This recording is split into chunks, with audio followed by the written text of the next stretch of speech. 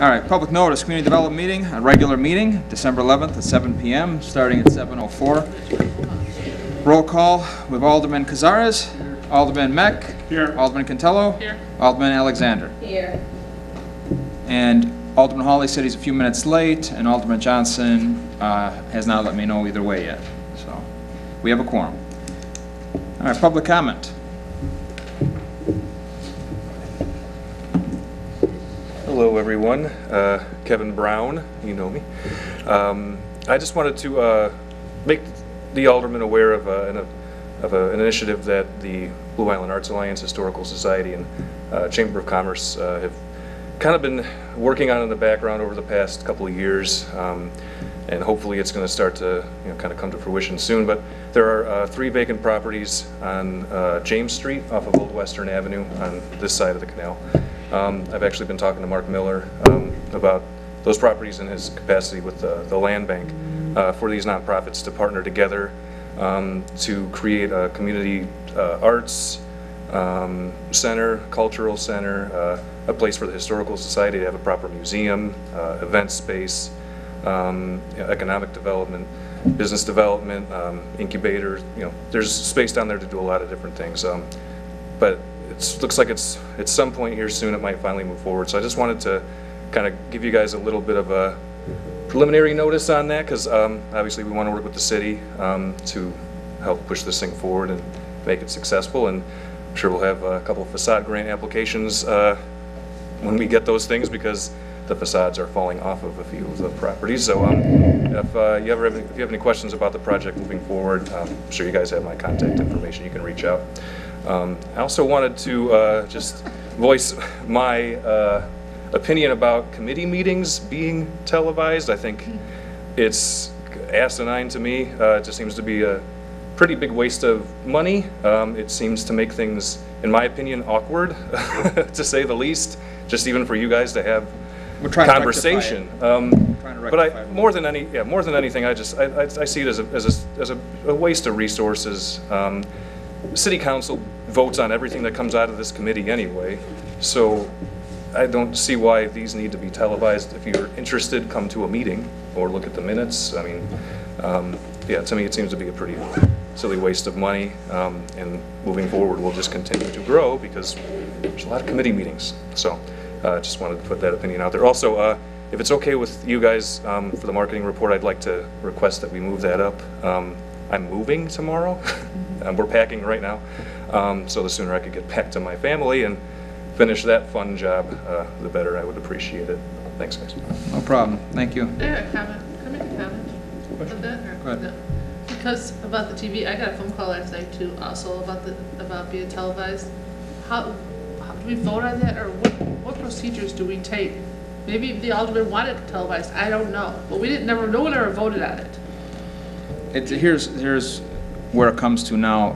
It's not appropriated, the amount to cover the taping, and not to mention the taping, which is hours and hours and multiple meetings. It's the editing of the tape and posting. So that has to be addressed in appropriations, which is coming down through finance pretty soon. And if we want to continue to do it, we have to appropriate the money for it, means we have to take the money out of somewhere else. So until that gets passed, and last year it didn't get passed for a while, if we're going to keep taping them. I mean, I'm just learning. And I just want to know what are the procedures. I mean, right now, the mayor requested to tape finance and, Ben's not here, finance and municipal. And I brought up, along with Kevin Donahue, that it's not fair, tape them all. If you're going to tape 2, tape them all. So they said they're going to start taping them all. So that's where we got to this point, because why just tape 2 meetings and why not tape them all? So, everything. But I just don't think me personally, I just don't feel. I think it was originally only 2 committees, right? And we said just do them all or something? Yeah. So and it's if we're going to be transparent and tape all the meetings, tape them all. So the aldermen have to decide now if they're going to appropriate the funds for next budget year to do that or not. How long does it take you, average, to do one of these meetings? Or how? Usually I spend the whole next day doing it, so like about 7 hours or so. So we have to edit it, tweak the audio obviously in some parts, and Sorry, I just ran down the stairs. Didn't want to miss my spotlight here. So anyway, then there's the amount of time it takes to export it from the video system, and the file. There's a certain file type I have to export for it to go on TV. That's different than what I do for YouTube. So I have to export it twice, and there's a lot of time in just the exporting process. Additionally, I want to add that today I was asked to, in 2020, start doing the Planning Commission and Zoning Board also. So just to throw that out there, that's what goes into it. So are you you're part-time, correct? Yeah. It's slowly pushing closer to full-time, but. I'm saying, I mean. So a general meeting, can we say, costs between $400 and $500, do you think, for your initial filming, editing, exporting on 2 different platforms? I'd have to. I'd have to get back to you on the. I have to do some math on that, but. Yeah, no, that's something we have to address in finance with a few other aldermen, see if it's, we got to appropriate the funds. We got to get a budget number from you, what it's going to cost for all next year to do something like this. Right, so actually just before this meeting, I was talking with Christina about ideas to help speed up and make that process more efficient. There are things we could buy that would allow, because right now how it works is that camera's live. This one doesn't go live. I have to edit that in afterwards, which is what takes up the majority of that time. Yeah. If we bought the proper software and equipment so that I could be doing live switching, I'd be essentially doing the editing in real time as the meeting happens, and then there's no editing to be done the next day, and we'd save lots of hours that way, which is the cost of the equipment being the cost of the equipment would be less than the amount of hours we would put into the editing. Okay. So, what's the vendor name for the tape? It's just him. He's we're just part-timers. But you're paid by the city of Bilotto, correct? Right. When they pay you, what do they need to check out to? To him. Me. To be, that's what's on the. He's an employee. He's an employee. Oh. Yeah, part-time employee. No, thanks, Ben. We're going to have to discuss more about this in finance. We got to get some figures to see how much it's going to cost for next year. Okay. I mean, Yeah. I mean, I didn't know. Some people contacted me wondering why we're doing it. I wasn't quite sure. Okay. Yeah. Okay. Thanks, you. Ben.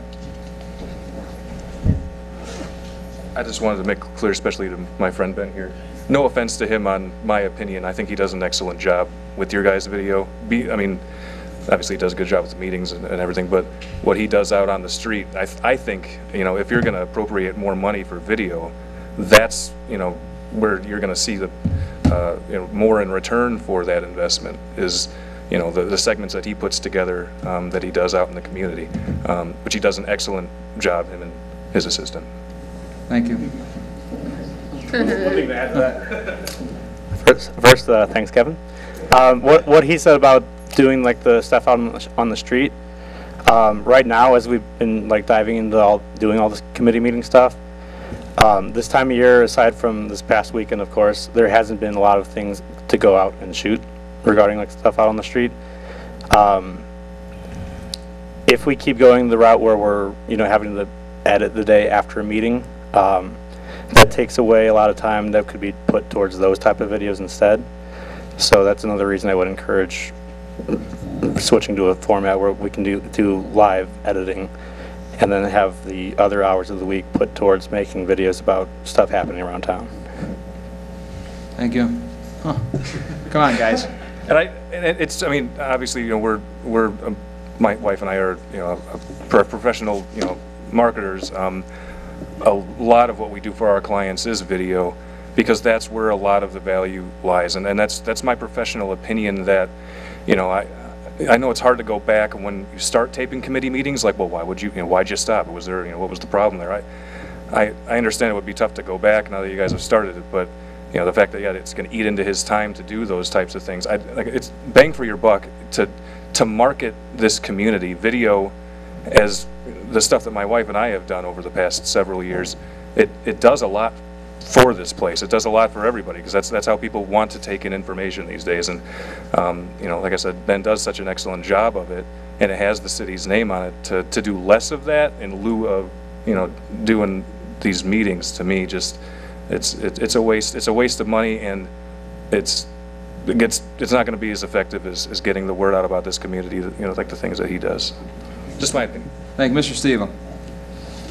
Good evening, Chairman. Good evening, Chairman, council members, residents. Since the aldermen have refused the $5 million stipend from Quorum Health Metro South, what are your plans for opening up the hospital? Any other questions? I'm waiting for an answer. Not a question and answer. You refused to answer my question. Got any more questions?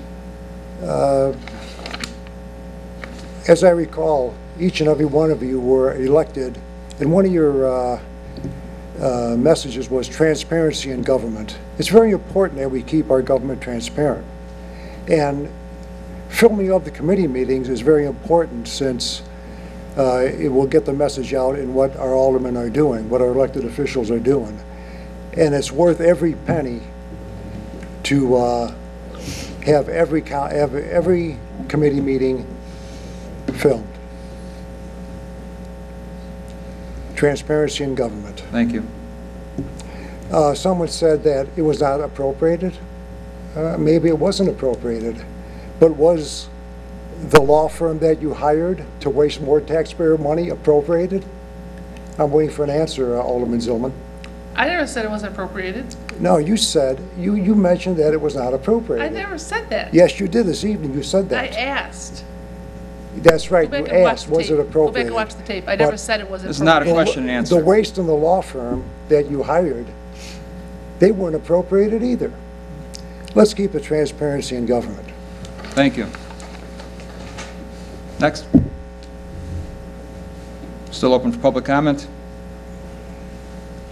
All right, under new business, we have approval of Community Development Committee minutes from Wednesday, November 20th, 2019, and the special meeting of the same day. Is there a motion? Motion made by Hawley, seconded by Cazares.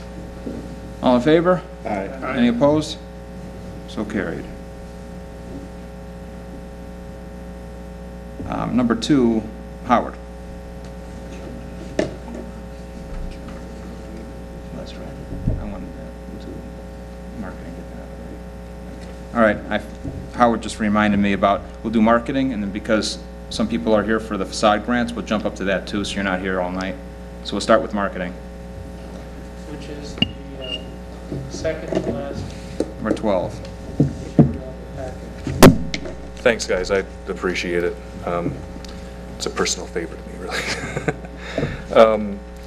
I'll make this quick. I won't go through all the charts and graphs in this packet here. Just a rundown of some of the things that we did in the past month. We added news, information, videos, job postings, and events to the website in the form of homepage slider updates, new post creation, and existing page/post updates. Website statistics show that year-to-date traffic to the website has surpassed the entirety of 2018 by more than 7,200 visitors and counting. For the last 30 days, organic search has driven 33% of your total website traffic.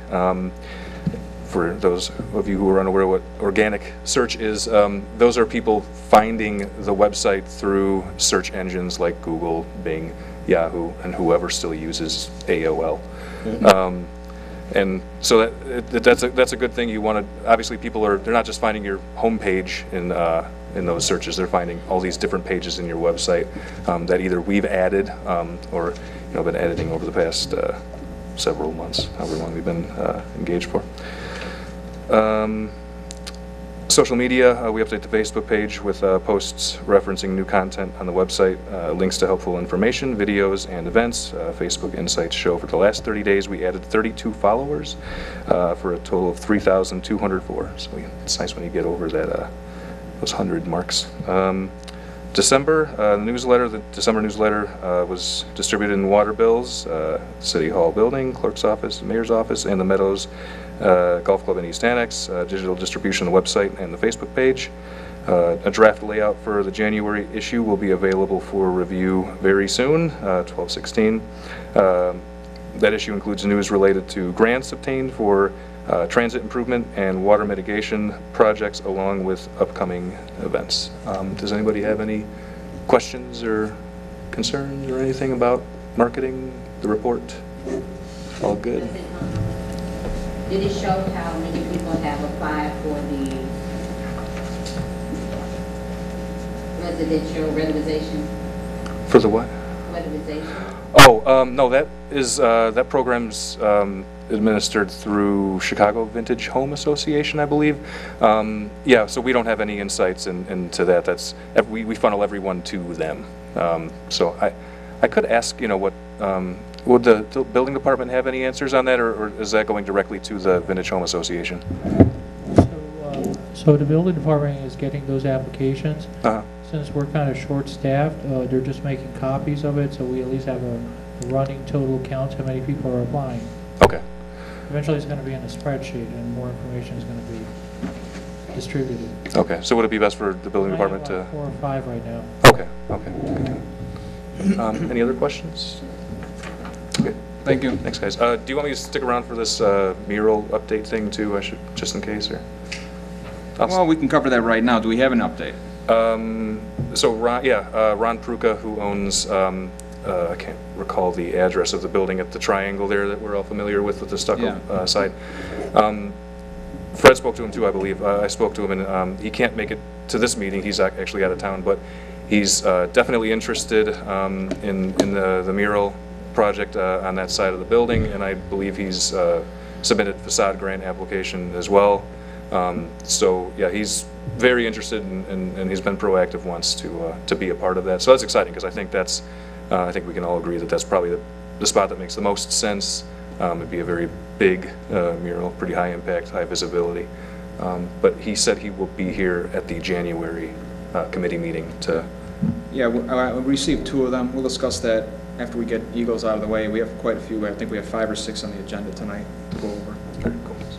Thanks, guys. Thank you. Oh, yeah. Just like the home weatherization application that's online to fill out, is it a link that you have to go to, or is it the actual application? Off the top of my, it's been a heck of a day. Off the top of my head, I can't remember how. Is it a link to their site? Yeah, it goes through them, I believe, and then they also, in tandem, like have to go through the building department to get the permitting they need. So none of that. Yeah, whatever's on the Vintage Home Association side, that does. We have no insight into any of that stuff. Capability of putting an application online. Oh yeah, for anything we could. Particular, when someone hits submit, it produces some type of report. We could for that specific. Yeah, but for in general, oh yeah, for sure, yeah. Okay. And I was asking for the Facade grant stuff. the program that the police chief was talking about. Oh, that's right. Yeah, yeah. I can't think of the name of it either offhand, from finance. Yeah, I could. It's where reports, it's a... It's an application that they're trying to get, whereas you can submit an application saying that you're on vacation at this certain time. Oh, yeah. It's tips, it's yeah. Anonymous tipping, it's, notification, senior check-ins. Yeah, we could do something. I forgot the like name that, she called it. For sure. Yeah. But I thought that was something that can be done through the website. Yeah, definitely, and it would make a lot of sense to have that on, the police department has a website too, right? Yeah. So we don't have any effect over that, we don't have the access to that one, and that wasn't in the agreement that we are currently under, but for the city website, I mean, Right, I'm talking about the yeah, city website. we could totally do that, yeah. Just, if you want to maybe let me know what you guys are interested in doing, specifically, and I could, give you guys a couple examples of what it would look like, and we'll work it out. Oh yeah, and where it would go, what questions would be asked on each form, things like that. Where it might exist on the website, whether it needs its own page or within one that's existing, whatever makes sense. All right, thank you. All right, we'll go to Eagle's application since they're here. No, I really don't have much to say. My name's Jerry Hardman. I'm the treasurer of Eagles. I'm just here in case they have any questions about our application and anything I can answer, or any information they may be short of. That's all. It's the first one out of the package. So what I did was I compiled everything, scanned it. So Eagles has submitted a completed application. So the amount, I have it here, I wrote it. So the amount that they're going to be spending is $9,875. That's correct. Right. In your letter, you say you're not going to exceed $10,000. That's correct. We decided to limit it at that amount, and the people that gave us the estimates for the tuck pointing said that would cover it. Jerry provided very nice photos. Unfortunately, I couldn't do it in color to save some money on the prints, but of course, the building is a beautiful building, but it needs tuck work, improvements. Yeah, it's over 100 years old, but it has been tuck pointed once before in the past. I have no idea when. Yeah. But mostly along the top edges is the parapets have gone bad. This is a completed application, right? Yes. So I'd like to make a motion to grant Eagles Area 1332, which has been around for, what, 125 years at least. Yeah, the Eagles itself. The a building's motion, on over yeah. 100. Motion's made by Bilotto, seconded by Cazares to approve the facade grant application in year 2019, which means you'll be eligible to reapply for something else next year. Right. Is there, all in favor? Yes. Any opposition? Didn't they do, Was it 2018? Do we still have is one that 18 pending? or 19? There's Yeah. one pending. I can talk about it. Yeah. Okay. So, yes, Jerry and I are aware that there's a pending application, the 2018 for the outdoor seating area. It was built not according to the plans that were submitted. Ryan called us during the summer, had a tough time reaching out to them. I mentioned it to Jerry. We're in the process of having a new building official, and I'm going to encourage him to come on in. We're going to sit down, we're going to try and resolve it in a different manner than the way it was done before, trying to work with the applicant, not against the applicant, with the application, and trying to see what we can do out of the situation.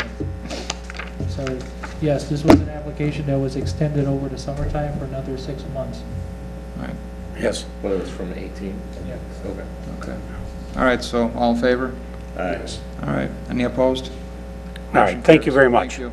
So, Mr. Hartman, so they approved the idea, the concept. Now you have to go ahead and submit the architectural and the plans to the building department. Right, And eventually I'm going to reach out to you about having that meeting with the sit-down with the new building official. on the other one, yeah. Yes. We'll have our, the person we're going to have do the tuck pointing, he'll probably do a lot of the paperwork as far as the permits and that sort of thing.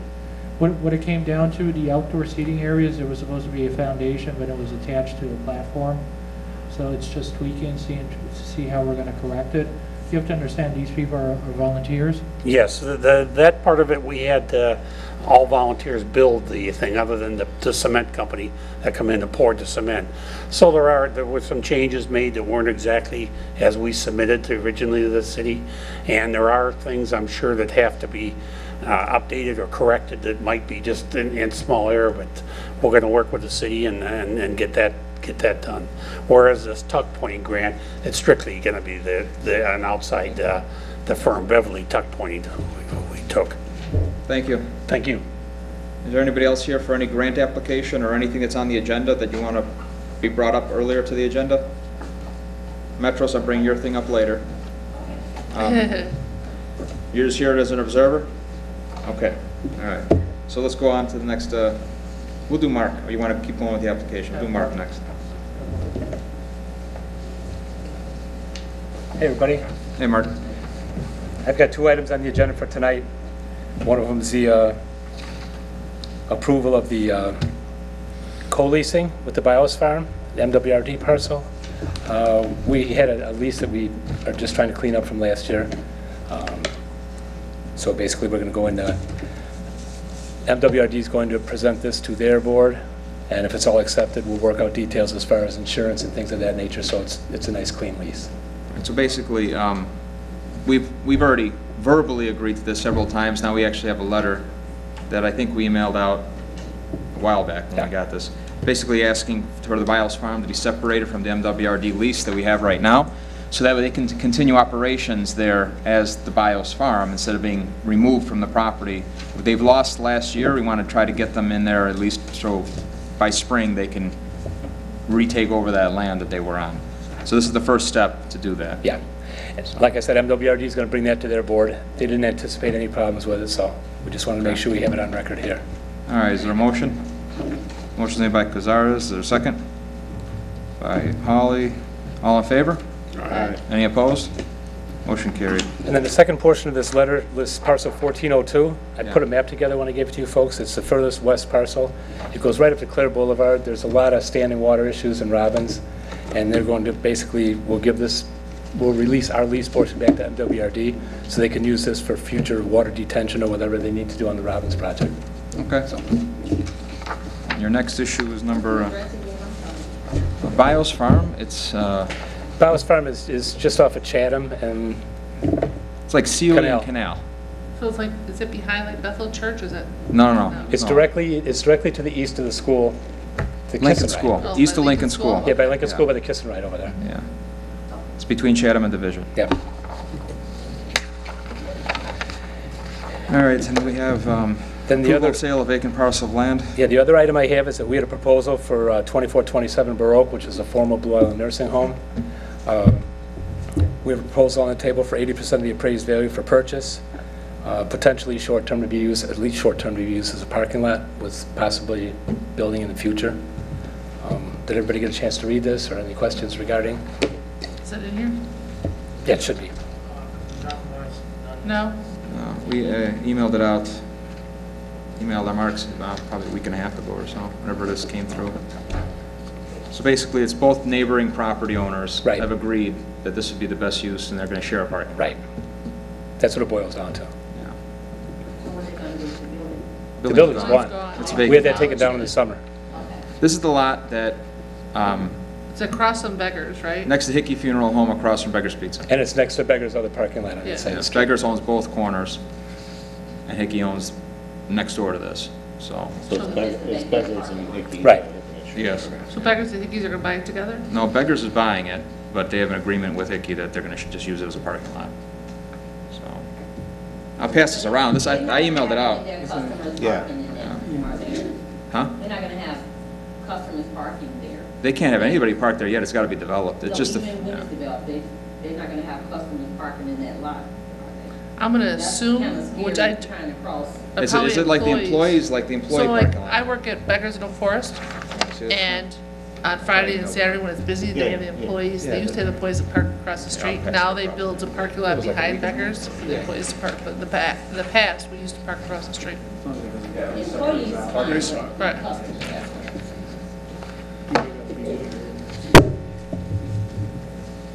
All right, we have a motion. Motion's made by Hawley, is there a Second. second? By Mech, all in favor? Aye. Any opposed? So I don't vote on it, right? You could abstain, I'm staying. yeah. I'll make that my motion.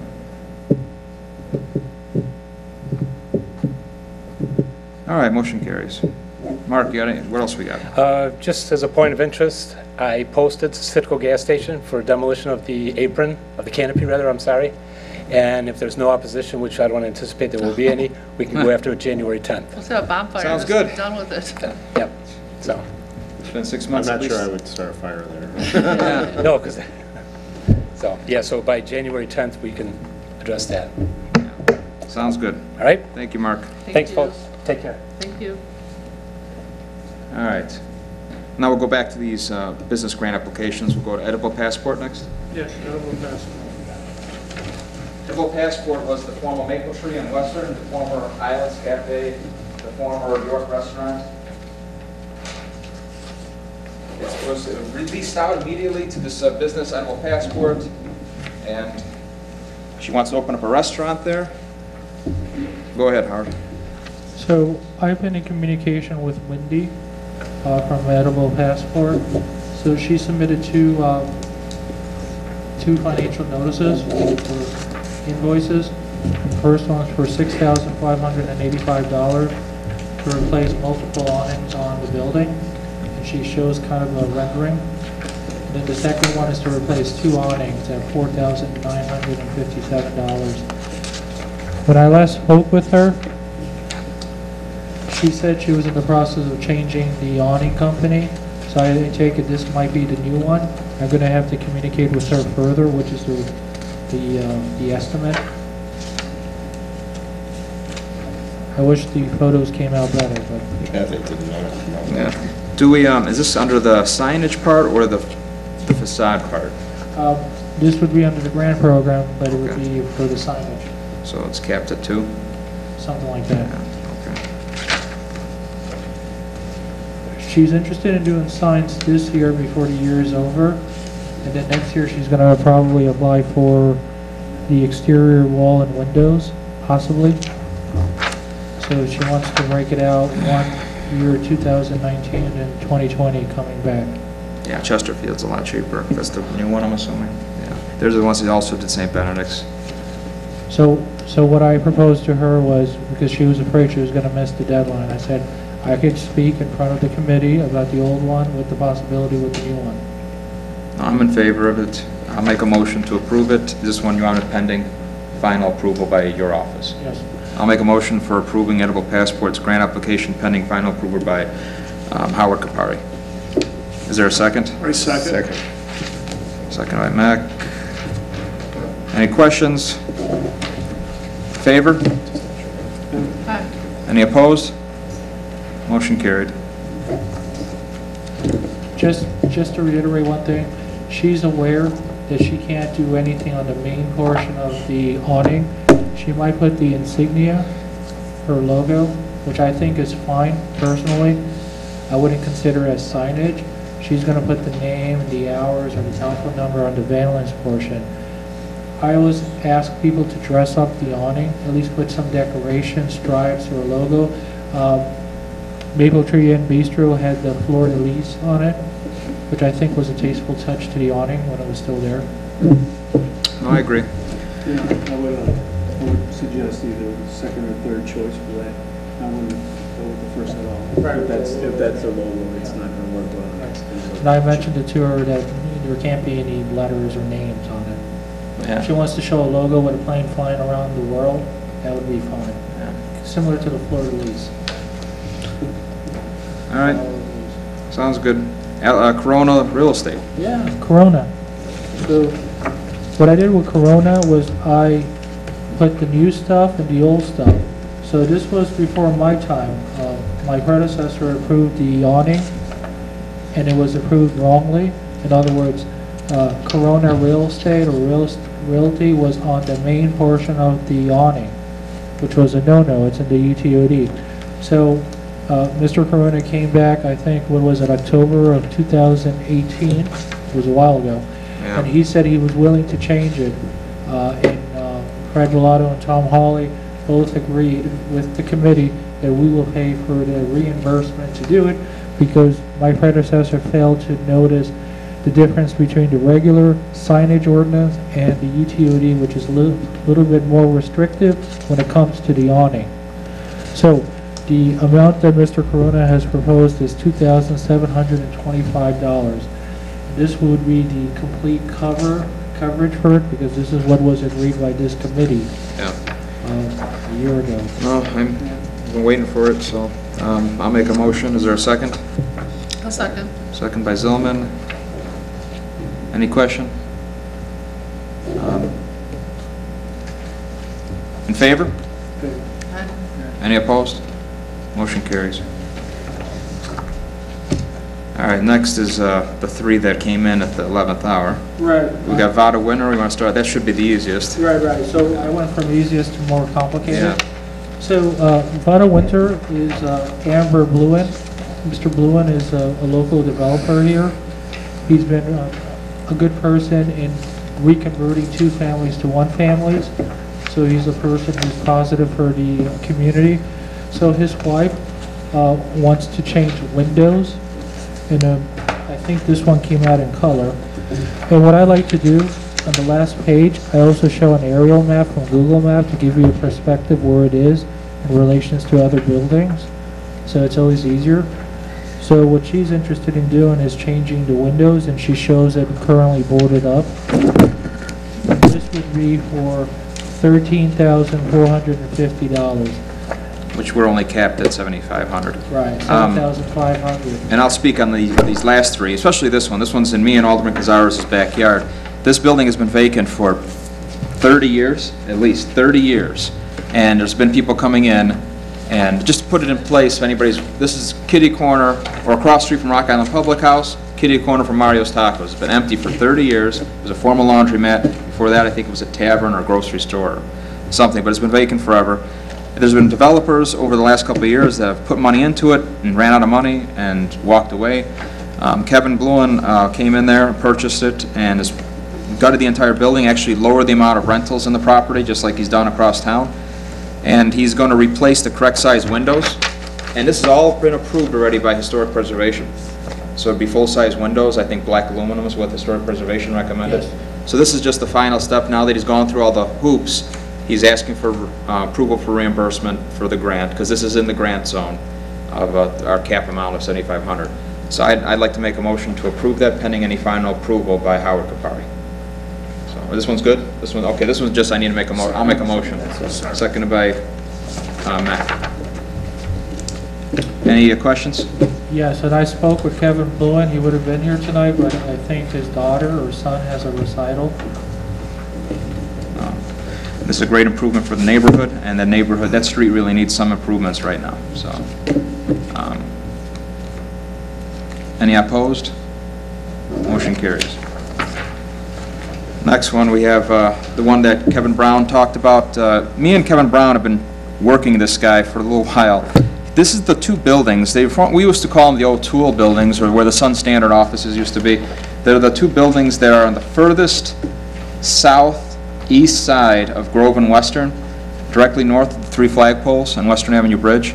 They were last updated during the Main Street program. I think, Tom, it's at least, what, 20 years ago, 15, 20 years ago? At least. And I don't think it's been touched since. And we've been telling them there's this grant out there. I went out there and met with them that, you know, your building looks great. It just needs to be tuck pointed, caulked, painted, some wood replaced. So I said, submit a grant application. Submit a grant. We've been bugging him for months. So I reached out to him last week, and he finally got one into me. He got two of them in for me, but I'll touch on the second one that I think we should hold off on. The first one is obviously painting, tuck pointing, caulking the buildings. And that's for $9,200. Yeah, so our max would be 75 on that, which I'm in favor of, and I think there's a couple items missing on this one. So I'd like to make a motion to approve it pending further review by Howard's office. But I'm in favor of this one because it's easy, and it's already been done once through the Main Street program. It's not a historical building per se. It's not designated historical building, but when they went through the Main Street program, they really made it look nice, and it just needs to be polished up again. The other one that let me finish this one first. I'll make a motion. Is there a second? Second. Second by Hawley. Any questions? All in favor? Aye. Any opposed? Motion carried. So the other one that he submitted was for a parking lot. So directly south of that building, there's a gravel parking lot that only holds like maybe at the most 10 cars. It used to be a building before they did widen the Western Avenue Bridge, and they tore the building down. It was a Pioneer drugstore, and it's just since remained a gravel parking lot for all time since then. He wants to pave the parking lot, which is something I threw out there, but there's more to just paving a parking lot. I don't want Howard, you can probably talk about this, but there's more than just paving a parking lot nowadays. There's water runoff, drainage, there's other things we need to look into. It might be so small that it's okay, but we have to find out. So this one I like to hold off because he's already maxed out anyway under the facade for the caulking and painting. So we can reach out back to him, and I can do it, or now that it's your office, you can handle it, but that one's got to be further reviewed for next year.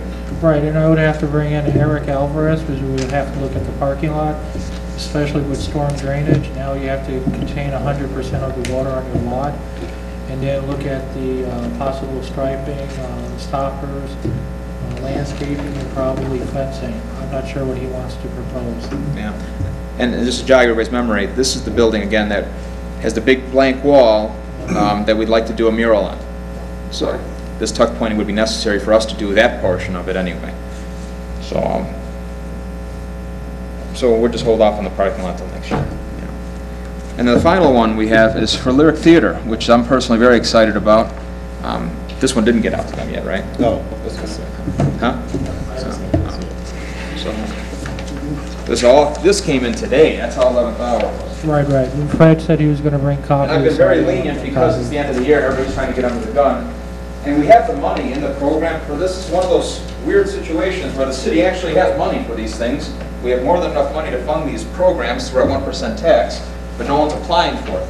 So Lyric Theater was recently purchased by Lyric Ventures, LLC, which is part of the Gretto family, Gretto and Cantello family. They're got grand plans for it. What I've heard so far is they're not sure 100%, but they definitely want to restore the theater frontage. They want to restore the sign, which they've already seen at the light parade. They've had an electrician working on it nonstop. The bottom portion they were able to restore, but the sign itself probably has to all come through and come taken apart and gone through wire by wire. It's been messed with over and over again for 30, 40 years. And for that to be done correctly, it's probably going to be a grant application for next year until they can get somebody that's willing to put estimates on it. That's what they wanted to apply for first. But they wanted to get something in. So there's a non-conforming sign that's there right now for the beauty salon. So they want to make that and a matching one for the vacant storefront on the other side with, I think, no lettering on it right now, to 2 awnings that would match per our sign code. So it's only a small amount. They got a price from Chesterfield Awning to replace both awnings, which would bring the one into compliance. That's right now currently one of those bubble top ones from the 90s, Lisa and Lisa's unisex. For both awnings would be $2,600, right? Am I reading that right? All right. So I'd like to do the same thing with this one, pending Howard's review, final review. With the 2 awnings. So he's got a picture here, if you could see the front. So right now there's an awning here that is non-conforming above the hair salon. It's not part of our sign code right now. It's out of date. It's not what the sign code calls for. And then there's not one at all on the other storefront on the opposite end. They mirror each other. They're both very small. I think they're only like 200 square feet each office space. So the grand total will be $2,990 because of the $360 for the lettering. Yes. So I'd like to approve that pending Howard's final review. It's similar to what we did with the Blue Island Beer Company sign because they were trying to get something in to get before the weather changed, which turned out awesome if anybody's seen that beer company sign. So I'd like to make a motion on this. Is there a second? Second. Seconded by Cazares. All in favor? Aye. Any opposed? You're going to abstain? And I'm really excited because I worked there when it was Dream Street. I think I was 14 at the time. And nothing's really been changed inside since then. And they did a lot of work back then. But it's a labor of love. I heard the story. I guess it's a sentimental attachment for Larry. And I'm really looking forward to them. They have the funds to do it right. Hopefully it's a long-term investment. And we can have that marquee lit up again. And it'll be a big improvement for the town. So, very excited about it. Is your intention to keep it as... Rough intention was shows, special events, bands possibly. They really didn't have a concrete. They just knew they wanted to buy it. The guy wanted to dump it really fast. They came in and got it. Yes, not subdividing any plans. And I know they've already mentioned, which Howard would like to hear, sprinklers is one of the first things they're putting in. So it does need massive amount of work. It needs some tuck pointing, roofing, windows, central air. It really hasn't had any major money put in since the 70s. So it really hasn't been really used for anything since the 70s. So late 70s, early 80s. Early 80s. So a play there? Yeah, it was for one or 2 years here or there. It's the Dream Street, then there was another couple small outfits that ran something out of there, but nothing long-term, nothing to actually put money back into the place. A lot of that money Dream Street did in the 90s, renovated it from the theater to what you see now, and pretty much been like that since. So in this situation, like I've mentioned it with the building official during the interview process, I'm one of those persons who encourages having preliminary meetings before anything gets submitted. So these are the things we're going to start talking about, you know, what is the variance process. So this is going to most likely be a special use, so we'll have to go back to the planning, zoning, and city council to reestablish the movie theater because it's been non-conforming for so many years inactively. And then we're also going to have to look at the parking variance or some type of remedy so we don't have cars being parked all over residential neighborhoods. And, you know, this is a situation where we're going to have a good discussion and we're going to talk about building codes and what have you. But I think it's a good project. It's a win-win. I think more vitality on Western will help us all. And I'll speak on that since we're actually coming towards the end, and a couple of things I wanted to address. Is there anything else you need approval for on tonight? Right? I think we're postponing 8, 9, and 10. Well, I can talk about this and then we can go back to anything else. So, go ahead. Yes. So, last Thursday I had a planning commission meeting and we were talking about goals and objectives for 2020. And one of the things that several planning commissioners mentioned about our grant program, they liked the idea, but they said it's too complicated, too long. 12 pages is too long, and it scares people. So this is something that I'm proposing to the committee. Do you feel like that the current application is too long and convoluted with the documents that they're asking for? So I helped complete the beer company one, and there's a couple things that I think we will go above and beyond that you can get through the process. But just to get an application in, I think we can simplify it, and then you can follow up, maybe asking for additional documents. But I think we do still want schematics. We want to know what we're paying for. Of course. But like taxes paid, water bill paid, could that be captured in the building department as part of the building permit process? yeah, Well, what I there's- could do is I could suggest suggestions for next year and just bring it to the committee and see how the committee feels about it. a few of these people, like Kevin Balloon, a few people mentioned that they never applied for one before because it seemed too daunting to fill out just the application. That's correct. And we're trying to make it easier because, again, not enough people are applying. We only had 1 or 2 applications until this year, I think. Successful applications, I'll rephrase We've had that. several, like, this fall, right? I mean, We just probably had, including summer. tonight, 10 or 15 Right. done in the last 6 months. The money's there, and right now, when I think Tom, or me and him were the only ones on the committee when we put this together, we wanted it to be, we want everybody to apply for it. We were worried we weren't going to have enough money going into the fund. But we're having a surplus every year, and the money can't be used for anything else. What was the percentage? I remember off that. 10%, I think. 10% of what comes in off the 1%, right? Yeah. It's locked into a facade grant fund, and it can only be used for facade grants. So anything that's not used just keeps rolling over, rolling over, rolling over. And so we want to encourage people to do this. It's for the benefit of the town. It improves the property values. It's free money if you just fill out the application and follow the code, which will bring me into the next conversation. I know Christine's probably waiting for me to bring it up. So, no, the code, which I know this committee we've been talking about, there's some things in our code that, and Howard's well aware, like we don't allow LED, but we don't allow neon either. So these things have to be rectified, otherwise it's extremely non-equitable. What's a good word for it? We're looking the way on one thing and then enforcing something else. I know we enforce the flag stuff, the LED stuff. We're not enforcing the neon stuff, and At this moment. we need to clean this up immediately. I know you mentioned you wanted to wait till the new year to start fresh, but that has to be probably a priority as soon as we clean up this building department situation. But it's got to be fair. Whatever we agree on and we have discussions on, it has to be enforced across the board, and everybody has to be put on notice in advance what we're doing. So what this is going to generate is what we call the text amendments. That's going to go through planning, zoning, and city council. And I guess community development will have a say in this also. Because we review signage in most of the manner, kind of. Most municipalities, when a person applies for a variance for a sign, they go to the zoning board of appeals. In this ordinance, they're coming to this committee. I don't know if you guys want to continue with that. Do you feel No, like? I like having that come to this committee too. Okay. So those are some of the things that I'm going to have to tweak in the signage ordinance. What I've told many businesses, LEDs are one of those that is really, really blatant. It really affects the neighborhood not in a positive manner. The neons I wouldn't touch until I get further direction. Now I have tonight. about possibly amending it. So I might have to do like a very short text amendment talking about window signs just to get by. So I would bring it to this committee first and then go to planning, zoning, and city council, because that's going to be part of the ordinance. And on the same note, the parking restrictions that we have right now, and I'll be very vague. We've talked about it before, maybe not with you, these members that are here now, but I know me and Alderman Hawley have talked about it.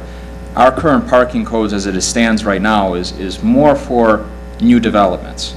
So when you build a new building, you have to guarantee when you're building on your property so many parking spots for that business. We incorporate this code carte blanche and not taking into effect that most of our commercial district does have 0 parking spots. So in essence, the theater opens tomorrow, we can't let them open because they have no parking spots. Even a coffee shop wants to open up that only has 10 people coming to it at any given time can't open. So we need to very soon talk about amending the parking restrictions we have right now.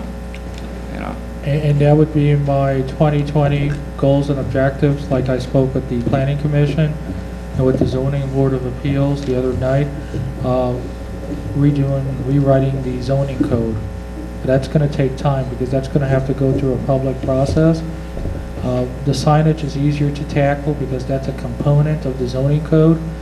But I'm going to be looking at definitions, I'm going to be looking at uses, create a use table versus this use is allowed if it falls into this use, if it falls into this use, because it convolutes everything.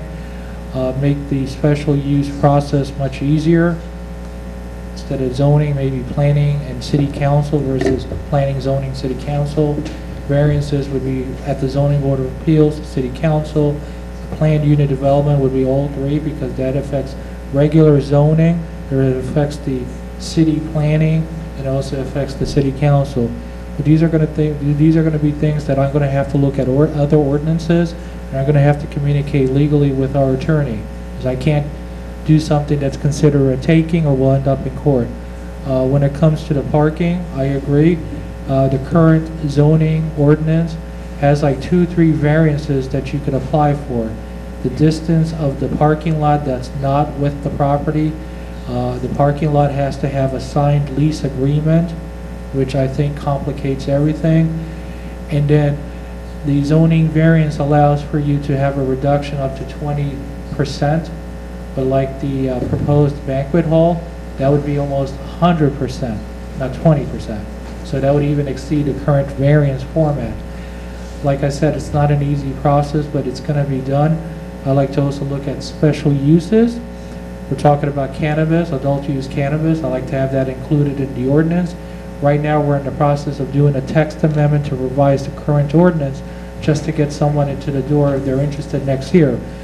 My zoning review ordinance is going to take a year, and I'm going to give quarterly reports to both the planning and zoning.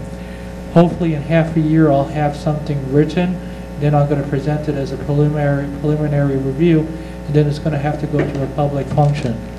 Probably copies will have to be published in the newspaper for people who participate in tonight's meetings. A copy will be at the door, so they can look at the particularity. If this person's looking for signage, for parking, for the awning, for anything, even special uses. For example, we have a lot of people proposing daycare centers, like Alicia Battle, good example. We don't have anything under a special use that says you need to have a proper drop-off area, no parking, no more than 15 minutes, outdoor area, and stuff like that. My last municipality where I worked for in Park Ridge, we had that section. So those are some of the things I like to incorporate. One final thing. Our zoning ordinance is really chopped up into like different pieces. So if we talk about fences, decorative fences, we're talking about detached garages, that falls currently under the construction building code. When we talk about parking lots, erosion, and environmental controls, that's a different chapter. So what I like to do is create like a conclusive zoning ordinance. So a person who looks at the ordinance could go towards the environmental section to look at storm drainage and what have you. Thank you. And just to follow up, we've commented about this before. The city is on a good spot right now where we have to decide, are we pro-business? We want empty storefronts, we have plenty of parking. Or do you want businesses, but then we're going to be fighting for parking spots? There's no median. You know, right now we're almost no vacancy. With what's coming in the process of being approved, we've almost no vacancy on Western Avenue. It's less than 10%. So, and Lyric Theater, the Klein's building, in the process of being renovated. There's only a couple white elephants out there left, like Walgreens. Other than that, we're going to be fighting for parking. So we got to make a decision, do we want businesses or do we want empty storefronts? Empty storefronts, we have no problem parking. It's going to be bringing back how it was, hard to get. Here's the thing, this world today, right, everybody's got 3-4 cars. We didn't have that when they built this. Everything was walking. People didn't own cars. People would walk to the store. Now, I remember the 90s when Klein's was still here, Woolworths, Walgreens, walking uptown, there was no parking spots. I don't remember the parking meters, but they were there for a reason, probably because the confluence of different generations. Now everybody's got a car. Now we're going to put parking meters in to get parking spots. Then those disappeared as stores were moving out of Western Avenue and the malls were being built up in the suburbs. So the city as a whole has to answer the question, do you want a business on Western Avenue or do you want an empty storefront? And if you want a business on Western Avenue, there's going to be less parking. And that's the biggest decision we have to ask ourselves. Someone complains about parking, well, because we have businesses on Western. Right. So. And that's going to be a big issue. The aldermen as a group, do you feel comfortable if we eliminate parking to an extent? Maybe there might be part of the business license application where they have to do an annual contribution towards a parking fund to hopefully build a garage or maintain our parking lots. But eventually the aldermen will have to decide. A good example is the Blue Island Medical Clinic. You know, if we allow for no parking, then will we all be able to say, yes, there's no parking, it's unfortunate, but that's the way we're going with the new ordinance.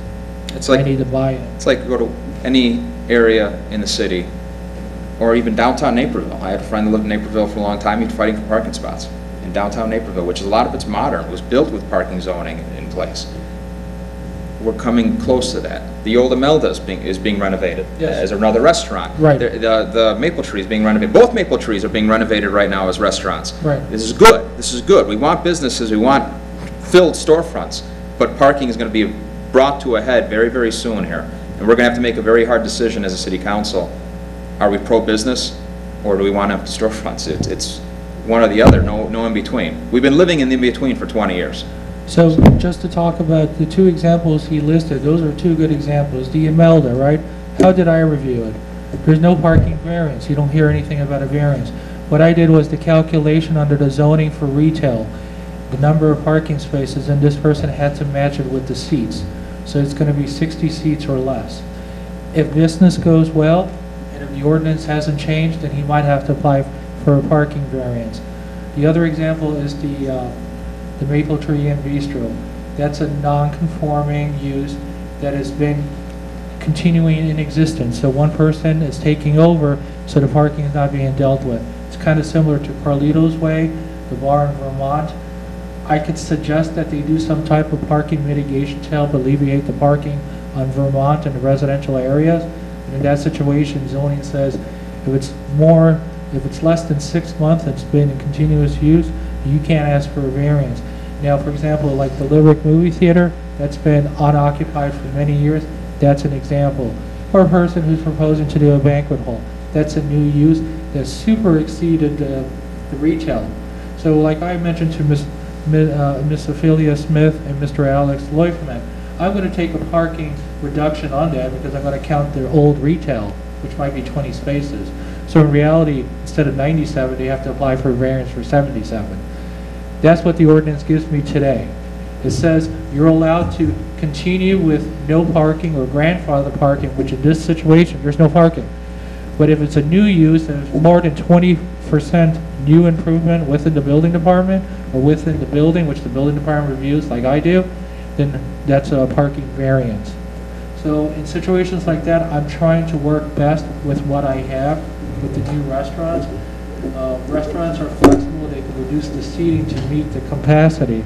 But like a banquet hall, if you're proposing 325 seats, I really can't do much about the parking except for a variance. All right, thank you. Thank you. So I'm going to bump to resurfacing of the parking lot. Last committee meeting, I have no new information. Eric actually met with, from Robinson Engineering, met with someone to get quotes to bore into the parking lot. So again, this is the parking lot that's immediately south of Dunkin' Donuts on Vermont Street. It's currently sinking. It's less than a foot below curb level. And that entire thing probably has to be taken out and backfilled incorrectly. At one time there was a building there that settled, and it's continuously settling based on settling of what's underneath the surface. So that's going to be a major project. There's funds in the parking lot fund of $170,000 or so for next year. I don't know the exact amount. And then whatever it costs above that would have to come out of the business district. If that's comfortable with this committee, I was just going to refer it to municipal, unless you want to wait to get more final documents from Eric. So it's up to the committee. It doesn't really belong here. I only brought it up here because we know it needs to be done. And so it has to start somewhere. What is your thoughts on that? Do you want to just send it to municipal, tell them to handle it, or do you want to wait till we get more concrete information here before we send it out? I would like to get some All right. dollars. So we'll wait to get some more stuff from Eric. All right, and that was no It's nothing. going to be $500,000 to fix it. Yeah, last year he said 300-some thousand. Yeah. So, all right, we'll wait to get some concrete figures. Dave, he stepped It out. can be blacktop. All right. Yeah. I'm just kidding. The Census Committee, and Dave just walked out, they've met, they had their first meeting. I wanted to bring up how this committee can support them. The banners along Western Avenue, we mentioned before. We have to order some next year possibly, maybe dedicating to Census, incorporating Census into that. I would just replace them with Census, so they can store the other ones and we can... Yeah, I think they're all down at this point, all the other ones. Yeah, they're all down. No. 30% of them are Yeah, I don't. I think he took the rest of them out with Christmas stuff, so he might still have some. No, I think he kept them. Yeah, I'm saying, yeah, they're down though. Yeah. So I'm thinking we should get prices to replace them for, to highlight the census for next year. Something we should, it's easy, up and down Western Avenue. I'm not sure how crazy we want to get. Definitely we want to see one made before we approve putting them all up. But if the committee feels comfortable. I don't think you have to see one made before you put it up. I think if you've got the design, it's a design that's clear. But if the committee's okay with that, we can get estimates to do something like that. And it'd be highlighting the census, using their logo, maybe the link that they can go just on their phone and complete it right away. Obviously, we have to get some drafts back to the committee, but I wanted to bring it to you guys first. And it's an easy way to, at least up and down Western Avenue. Still simple and clean. Yeah. The tagline, "You count 2020." Yeah. In Spanish and English and whatever. I agree, Spanish and English, yeah. I was at dinner in Palos Heights on Sunday, and at Mount Vesuvio's on Route 83? Huh? On Route 83. Route 83.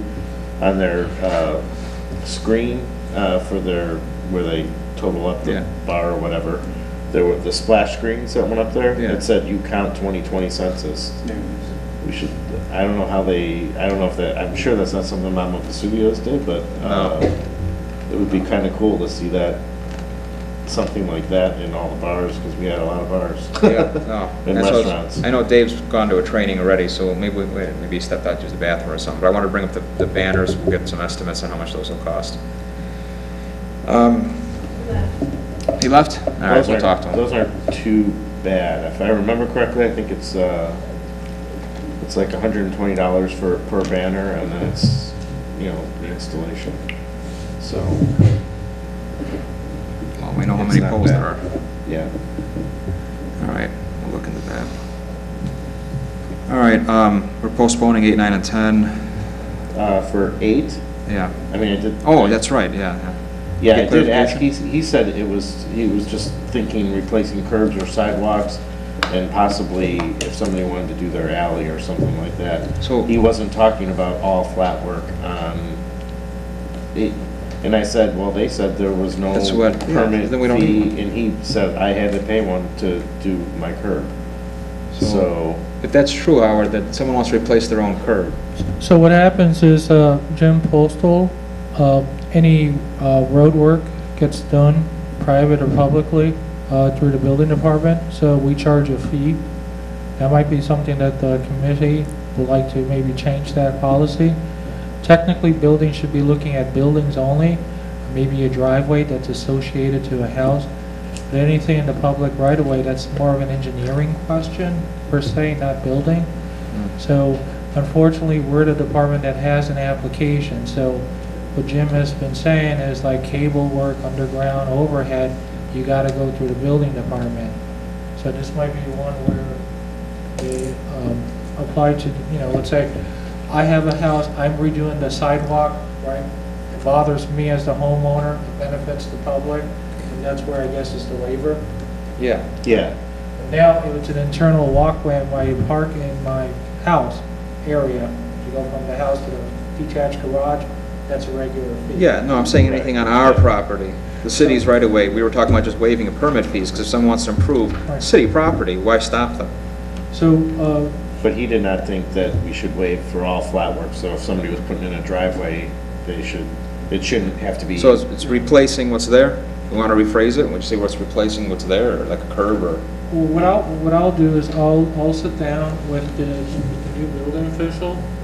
I'd like to at least have a month and a half to go over it. All right. The flat work, the farm animal, and the draft nuisance especially, to go over, because this is going to be a new policy. My other question is this: if we approve these policies, does it go to City Council as a resolution, ordinance?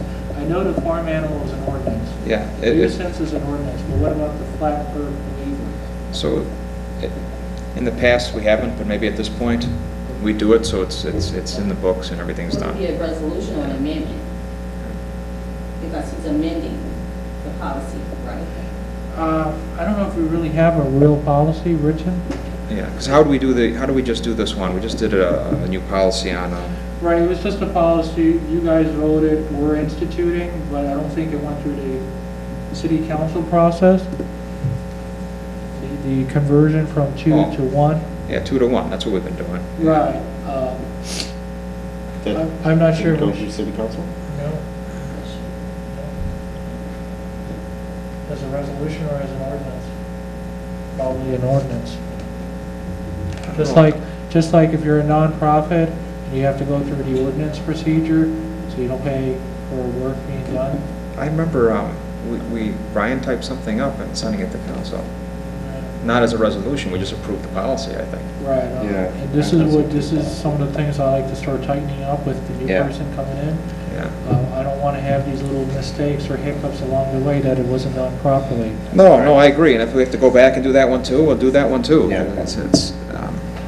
I like to at least document everything and have it properly, so someone from the audience says, well, this was never approved legally. Should we get that confirmed by the attorney walker? That 2 to 1 thing, I did consult with him, so however we did it is how he told me to do it. Okay. So we can go back and ask again, though, because I was unsure myself, and whatever he told me I did at the time was carried. Well, I think that should be somewhere in the building permit, whatever the ordinance that governs building permits. Right, the ordinance in chapter 165, I think, or 155, which is the construction chapter. Right, so there should be an amendment or some sort of thing to the end of that says. I think this is an ideal or opportune opportunity to bring at least 4 or 5 of these resolutions or ordinances at the forefront and see how it needs to be done. What I can do is I can reach out to Carrie. That's fine. Sure. Copy. Yeah. That's fine. I just want to make sure it's done. It's a big initiatives. The 2 to 1 thing was a big thing. Mm-hmm. And this flat work thing is following up with that if it needs to be done. Right. And then when we get around to the farm animals and draft nuisance, those are definitely, those are ordinances. Those are ordinances. Yeah. And I like to keep records. I know the former building official was not a big person on PowerPoints or Excel spreadsheets, but like Annette Alexander said today, how many people are taking advantage of this program? In the interim, we're just making copies. Eventually, I like to sit down with the new person and start seeing how we can work together, community development and building, so we can start providing that type of information from a quarterly manner and a yearly manner, so we know that it's going up or down. To also help talk about the funding. If we're not taking in a lot of permits because we're not charging for them, then it should be allocated differently. We're asking for money for services. And if you need some help setting it up, I will just give me a call. Very well. All right, so that's what I had with that. Adult use cannabis, that's planning and zoning is meeting tomorrow. Right, so what I did, because I have to go through a proper procedure, this committee already approved the idea of opting in. This was back in the summertime, I think in July or August. Yeah. What I wanted to do here was to provide a copy of what's going to be presented tomorrow's night special meeting between planning and zoning at 7:30. I'd like for the committee members, because, you know, we are a part of community development, and this is going to affect the community. I'd like input from you guys also along the process. Most likely, my planning and zoning will ask for it to be continued until January. There are some reservations about the distance requirements, which the attorney will be able to address tomorrow. But this will give us some time as a group to communicate internally, or as a group, you know, these are the findings that we feel comfortable or not comfortable as part of community development. No, that's fine. I think the more input will help everyone. And I think, yeah, this is just taking in the few things we've mentioned as a committee, which is very, very few things, and what your recommendations so far. But I agree, sending to planning, see what they, put their fingers in it tomorrow. They're both fully functioning citizen committees, and then we'll come back to us. The permits don't come out from the state until May. There's not a huge urgency. We just know if we're in favor of it, which we opted in, we want to do it right, because the last thing you want, if we did something wrong now, and then it's hard to come back and clean it up later. So this is a situation where I want us to look at it as a group. Any comments, concerns, please send me an email, call me, visit me, because I know the planning commissioners and the zoning board of appeal members will have a tough time also looking at this. This is a very new radical idea. This isn't about, you know, we're allowing a specific type of retail, let's say vaping as an example. We all know what that is. This is a radical idea. Do we feel comfortable in the advertising, what the state requires? Legally, can we enforce it? Is this going to take us to a lawsuit? So these are some of the questions I also have. And the distance requirements and the numbers. So what the ordinance says right now is you're allowed to have up to 4 dispensaries, and they should be on Western Avenue between the C2, C1, and UTOD. And then what the attorney drafted was 4 other uses, which could be transportation related, infusers, or small growth. I think the only thing we eliminated as our committee was the recreational lounges or something. Right, that was taken out. Unless the committee feels differently. Did you guys change your mind? That was the only recommendation that we had. No, we actually had a conversation last Thursday at the Planning Commission, and Commissioner Barry, Putstaska, and I said that they struck that down, so that's not even allowed at the state level. So things are changing as we're speaking. Yes, and I agree. It's not like a tax one where we had to pass that right away. The state's not going to release the first licenses till May. So if we kick this to January, nothing's going to change between now and the holidays anyway. So, and I want the planning and zoning input on this also. Those are 7 members apiece, right? So it's 14 more people's minds on this. Who's on this committee? So offhand, I don't know. They're all mayor's appointments over the last few years. So for Planning Commission, we have Jason Berry, the former Community Development Manager Director at the time, who's a planning director in Lamont. He's also going through the cannabis ordinance process. We are exchanging information as professionals in the planning industry or planning field. You have Ron Bloom, who's very vocal about being proactive. Mark Pataska. We have, I'm trying to think, Tony Abilene, and then we have David Brown. Dave Brown? Yeah, Dave Brown. Rock Island? Rock Island. Dave Brown. He's also very proactive. Eric Polcaster? Yeah, Mr. Polcaster. That's right. Okay. They've been on there for a while. Eric's been on there for a while. And Arthur Weir. Now, with the Zoning Board of Appeals, we have the chair, Clifford Griffin, who's very good. He's been there for forever. Right, but he's very details oriented. Even with the zoning appeal, and I could talk about that in moments, a little bit down the road. the zoning appeal that was heard on Monday night about the detached garage that came here. Who else is on it? Richard Ella, Mr. Watkins, Vonda Hardy. We have a new member, Michael Cindy, who participated in that meeting. And we have Jeffrey Atwell. So we have people who've been sitting at these commissions or boards for many years, and they understand, you know, the code, the zoning ordinance. What you have to understand is that the Planning Commission is looking towards the future, 15, 20, 30 years down the road. So that commission is always going to look at the what-ifs. Zoning is more reactionary. This is my property. I'm applying for a variance for encroachment into the front yard. So it's more reactionary. So I've been doing a lot of research on cannabis. I'm doing research on going through the rewriting of the zoning code. So as everyone's aware, the Planning Commission is the one that should be championing that cause. So in this permutation, I'm going to draft it, I'm going to create it, I'm going to give it to Planning Commission to review it and have a public meeting, 1 or 2 meetings, depends. The zoning board is going to hear, and then I would also like for different committees, like community development, to have a say on the ordinance rewrite. So I'm looking at actually parking, I'm looking at examples in other Illinois municipalities, I'm looking at the takings issue, I'm also looking at how we could recuperate some money for parking without being considered an impact fee, which would be considered a taking. So those are some of the things, because you have to understand we're non-home rule, so we can't be that proactive.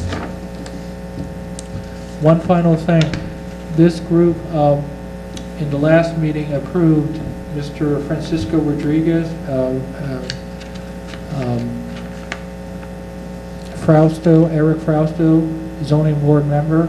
We had the hearing on Monday, this past Monday, and the zoning board of appeals approved unanimously with Mr. Frausto recusing himself, because he's related to Mr. Francisco Rodriguez, in allowing for that detached garage to be where it is without having it be torn down or moved. It was supposed to be 15 feet behind the front property line. It was built at 3 feet. There was a misunderstanding between the building official, the building inspector, and that party on who should have caught things quicker or sooner. I mentioned it in the zoning board. This is a lesson learned. This is one of the things I discussed during the interview process with the hopefully prospective building official. Situations like this, we have to be very careful. We can't let things slip anymore. What happened with Brian was he was overwhelmed and he did not look at the particularities, but we have to slow down, and if it takes time to approve something, we need to do it. But it needs to be done correctly, because this would have been a situation where we would have been at fault. So what the zoning board did was they upheld the decision on behalf of Francisco Rodriguez. So that's a good. This is the group that came in here because they mentioned about the extension, 30 days technically legally by state to have it be heard by the zoning board of appeals. 45 days passed. They asked for permission from you guys as a group, as a committee, to go to the zoning board, and I presented that at the zoning board. So I spoke on behalf of Brian Polis, Mark Shulga, and the city with the records and all the findings. So that shows you that things are moving in a positive direction. Even if they come here, they go to zoning board, things are moving correctly. All right, and all we have left is building department, unless you, other than what you turned into, is there anything highlights you want to tell us? Yeah, I can talk about it. So it's the last one in your packet. So I'm not going to go over the monetary amount.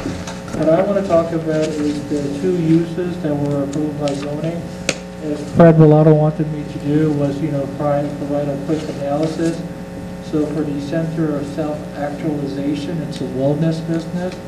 It's mind and body counseling and yoga services. She has a nice website if you want to go and look at it. Tammy Mobile, she's a therapist. So that's a new use that was approved. So when a person submits for a business license application, it goes through 3 review patterns. The first one is planning and zoning, or zoning, that would be me, for use and parking.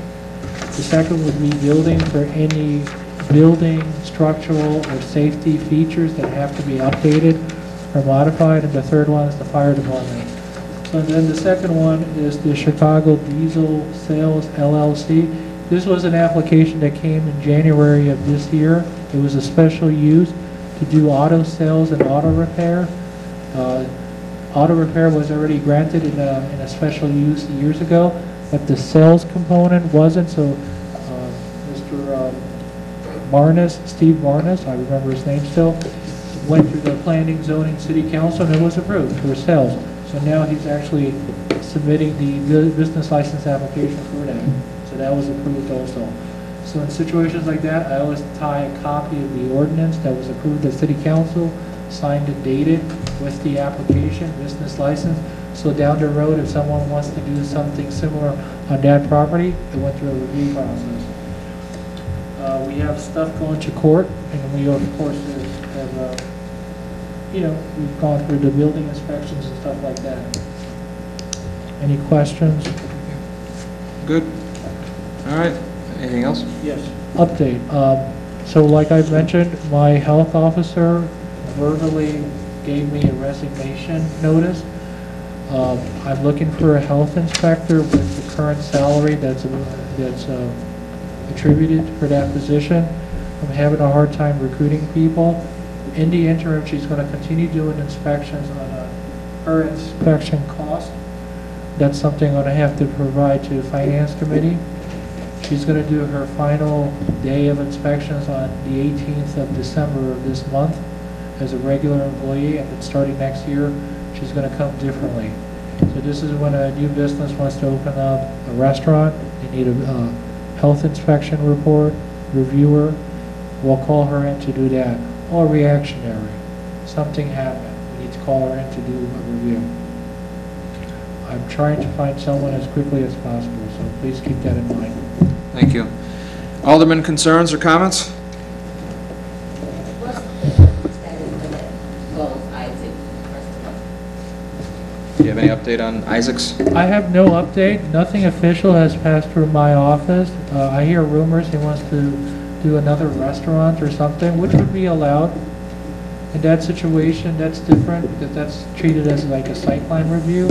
Parking will not be an issue. The queuing of the driveway wouldn't be an issue because that's already built in. So in situations like that, the nonconformity in a site plan would not be valid in that situation. So it would probably be another restaurant, drive-through, fast food. How about replacement of Brian? Have you found somebody else?